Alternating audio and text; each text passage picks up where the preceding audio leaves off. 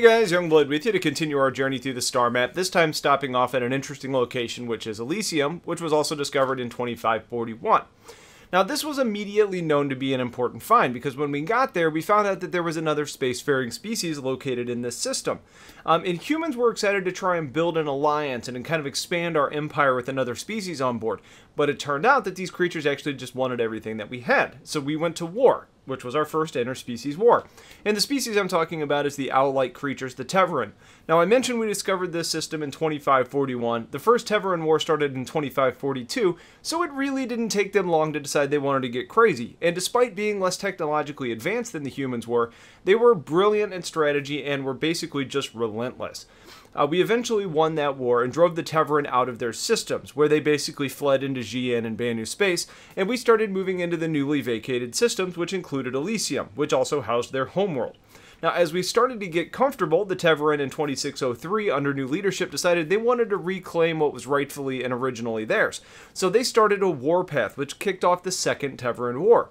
The Teveran were pushing as hard as they could to try and drive us back and get to Elysium, but we put up a pretty good fight in the Centauri system that lasted for 7 years, featuring Squadron 42. Eventually, realizing their ultimate defeat, the leadership decided to make a break for Elysium, where they ended up turning off their shields and crashing into the atmosphere of their old homeworld, I guess in a way to kind of symbolize their surrender.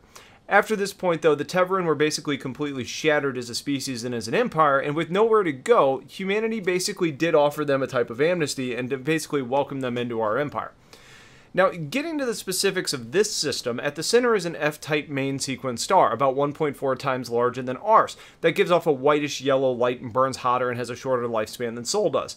The first of the 5 planets in orbit is Elysium One, which is my first, which is a first for my research at least, as it's being an innermost planet, but it's also a gas giant.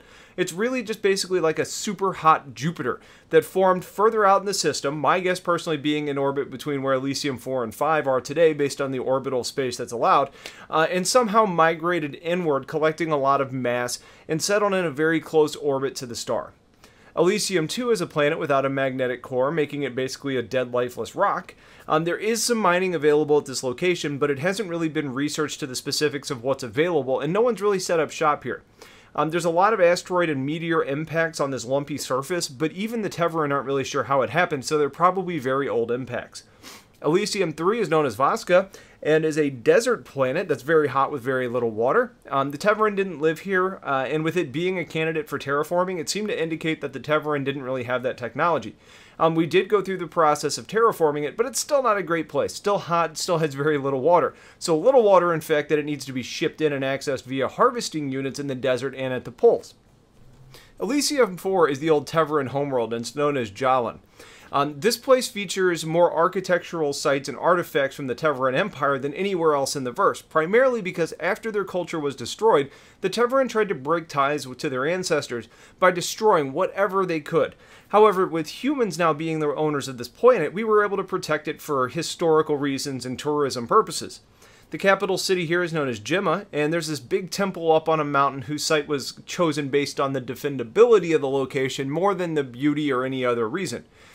Being that this is a major tourist destination, the experience of landing at Gemma's spaceport is going to be different than it would be at any other location because it's designed to match the Teveran architecture.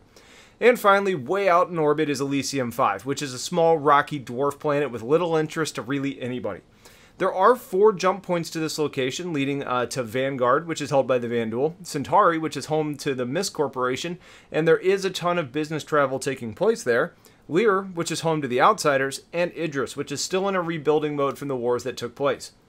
So, who should come to Elysium? Well, for those of you that are interested in history or tourism, checking out the old homeworld of a vanquished enemy should be an interesting experience. Scientists that are interested in studying the migrating gas giant or the asteroid impacts on Elysium 2 might be able to learn something.